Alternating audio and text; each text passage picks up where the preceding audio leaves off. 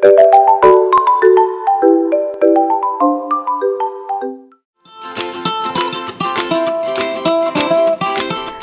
Pan বসিয়ে তাতে 210 millilitre পানি দিন।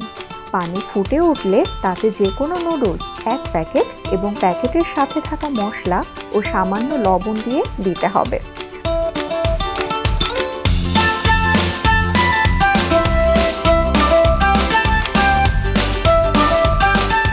পানি শুকিয়ে গেলে নুডলস নামিয়ে নিন।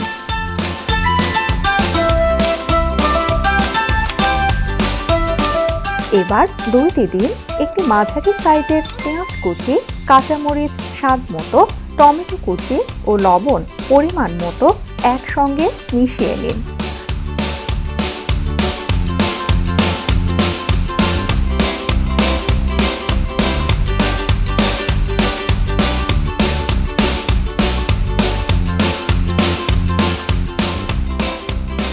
চুলায় প্যান বসিয়ে মিডিয়াম আঁচে অল্প তেল গরম করে ডিম দিয়ে প্যান ঘুরিয়ে ছড়িয়ে নিতে হবে। ডিমের ওপরের অংশে সম্পূর্ণ শুকিয়ে গেলে সেদ্ধ নুডলস অর্ধেকটা জুড়ে ছড়িয়ে দিতে হবে।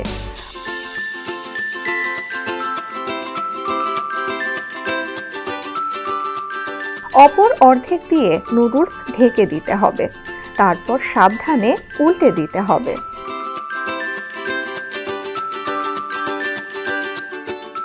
প্লেটে নামিয়ে উপরে গোলমরিচ গুঁড়া ও ধনিয়া পাতা কুচি ছড়িয়ে দিন।